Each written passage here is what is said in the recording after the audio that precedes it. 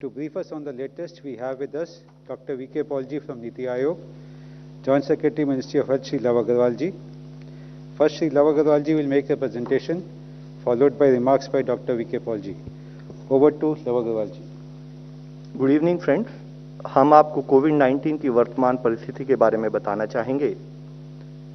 अगर हम देखें तो पाते हैं कि पिछले कुछ दिनों से देश में एक study decline in daily new reported cases note किया जा रहा है। पिछले 20 दिनों से यह डिक्लाइन कंटिन्यूड बेसिस पर स्टेट में नोट किया जा रहा है। जहां 7 मई को देश में 4,14,000 केस रिपोर्ट हुए थे, वह 5 दिन बाद घटते घटते 3,48,000 केसेस और उसके 5 दिन बाद 3 लाख से भी कम होते हुए 2,81,000 डेली केसेस तक हम पहुंच पाए थे। और आज अगर हम देखें 27 तारीख को तो देश में 2,11,000 के करीब केसेस रिपोर्ट हुए हैं। यह अगर एक और डेटा हम देखें तो पाते हैं कि 25 मई को देश में पिछले कुछ दिनों के अनुपात में देखें तो सबसे कम केसेस यानी कि 1,96,000 केसेस रिपोर्ट हुए हैं।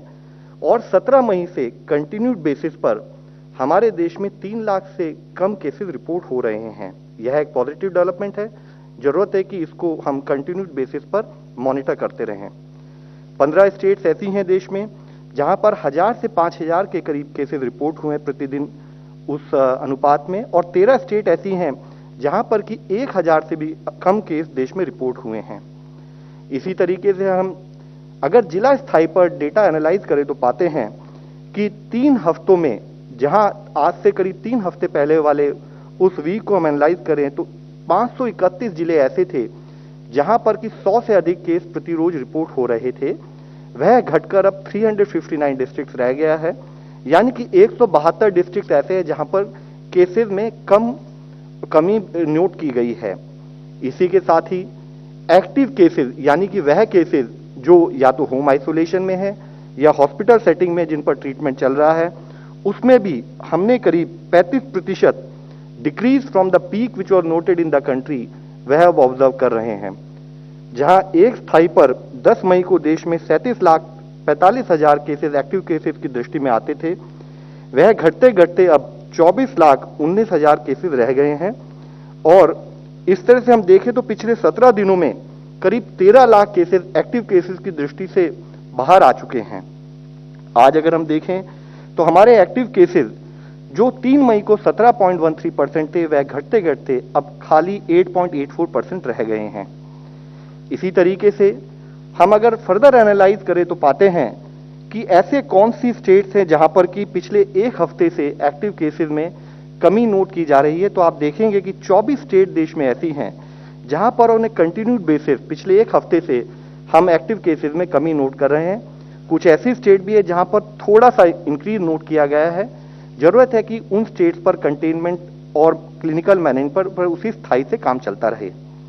इसी के साथ ही एक और न्यूज हम आप लोगों के सामने लाना चाहेंगे। अगर हम देखें तो ओवरऑल देश में जो रिकवरीज हैं, they are exceeding now the number of overall cases which are getting reported on a daily basis. जैसे कि हम देखते हैं कि आज जैसे 2,11,000 के करीब केस देश में रिपोर्ट हुए हैं, तो रिकवरीज 2,83,000 के करीब रिपोर्ट हुई हैं, यानी कि 71,000 रिकवरीज देश में पिछले 24 घंटे में विज़ावी न्यू केसेस रिपोर्ट की गई है। 23 स्टेट देश में ऐसी हैं जहां पर की रिकवरी जो रिपोर्टेड केसेस हैं डेली बेसिस पर उनसे अधिक है। और हम ये भी देखते हैं कि रिकवर्ड केसेस जो पिछले 14 दिनों से ऑन ए कंसिस्टेंट बेसिस हम पा रहे हैं कि देश में recoveries are more than the cases being reported. इसी के साथ अगर आप देखें कि रिकवरी रेट में कैसे बढ़ोतरी हो रही है, तो जहां एक स्थाई पर देश में रिकवरी 81.8% 3 मई को नोट की गई थी, वह बढ़ते बढ़ते 18 मई को 85.6%, और हम देश में देखते हैं तो पाते हैं कि हमारी रिकवरी परसेंटेज अब बढ़कर 90% हो गई है। यह एक बहुत ही पॉजिटिव इंडिकेशन है। जरूरत है कि हम इसी स्थाई से अपने होम आइसोलेशन केसेस और वह केसेस जो हॉस्पिटल में उनको मॉनिटर करते रहें। इससे पहले भी हमने इस विषय में कई बार बात की थी। हमने देखा कि जब देश में केसेस में एक स्थाई पर बढ़ोतरी हो रही है तो जरूरी है कि हम इन्फेक्शन को अर्ली आइडेंटिफिकेशन सपोर्ट करने के लिए टेस्टिंग को और बढ़ाएं, जिसके तहत ही जहां 11 से 17 फरवरी वाले वीक में देश में औसतन 6.8 लाख टेस्ट किए गए थे, उसको बढ़ाते बढ़ाते अब हमने 3 टाइम्स इंक्रीज करते हुए ऑन एन एवरेज पिछले एक हफ्ते में 21 लाख के करीब test on a daily basis देश में किए जा रहे हैं। और एक स्थाई पर अगर हम देखें कि डेली बेसिस पर जो टेस्ट हो रहे हैं, तो 19 मई को जहां देश में करीब 20 लाख टेस्ट हुए थे, यानी कि हमने 19 लाख से अधिक टेस्ट करने शुरू किए थे, अब हमने पिछले 26 मई को 22 लाख, जो कि अब तक का देश में सबसे अधिक टेस्ट हैं, 22,17,000 टेस्ट 2 दिन पहले देश में हुए। ऑन एन एवरेज पिछले 9 दिनों से देश में 20 लाख से अधिक टेस्ट डेली बेसिस पर किए जा रहे हैं। हमारा एफर्ट है कि हम किसी भी तरीके से इन्फेक्शन को, अर्ली आइडेंटिफिकेशन को सपोर्ट करें, ताकि केस को टाइम पर आइडेंटिफाई करते हुए उसका ट्रीटमेंट टाइमली शुरू किया जा सके। एक स्थाई पर जहां देश में फोकस किया गया कि हम टेस्टिंग को मल्टीफोल्ड बढ़ाएं, उसी के साथ ही कंटेनमेंट पर एफर्ट्स करने के कारण हम देख रहे हैं कि पिछले 3 हफ्तों से देश का ओवरऑल जो वीकली पॉजिटिविटी रेट है उसमें एक रिडक्शन आ रहा है। जहां 29 अप्रैल वाले सप्ताह में देश में एवरेज पॉजिटिविटी 21.5% थी, वह घटते घटते अब 10.45% ही रह गई है। इसी तरीके से अगर हम देखें तो पाते हैं कि जो weekly average, moving average of case positivity हम पिछले 14 दिनों का देखें तो वह घटते घटते 10.93% आज के समय में है। और अगर हम पिछले 24 घंटों का ही डेटा एनालाइज करें तो पाते हैं कि देश की डेली पॉजिटिविटी पिछले 24 घंटे में 10% से भी कम, यानी कि 9.79% नोट की गई है। और पिछले 3 दिनों से देश में ओवरऑल पॉजिटिविटी 10% से कम पाई जा रही है। इसी के साथ ही वैक्सीनेशन पर हमारे कंटिन्यूड एफर्ट्स हैं। हमारे जो मेन पिलर्स हैं ट्रीटमेंट से रिलेटेड, जिसमें हम कहते हैं test, track, treat, Covid appropriate behaviour and focus on vaccination, उसके तहत देश में गवर्नमेंट ऑफ इंडिया द्वारा जो फ्री सप्लाईज हैं, उनके तहत अब तक हम 14.85 करोड़ लोग जो कि 45 वर्ष से अधिक आयु के उनको कवर कर चुके हैं। Health care workers 1.65 crore doses दी जा चुकी हैं। फ्रंटलाइन वर्कर्स को 2.37 करोड़ डोजेज दी जा चुकी हैं। और साथ ही जो लिबरलाइज पॉलिसी के तहत, जिसमें कि 18 से 44 साल के लोगों के लिए भी वैक्सीनेशन ओपन किया गया था, वह भी अब स्टेबलाइज हो गया। अब करीब 1.39 करोड़ डोजेज देश में उस एज ग्रुप को भी दी जा चुकी हैं।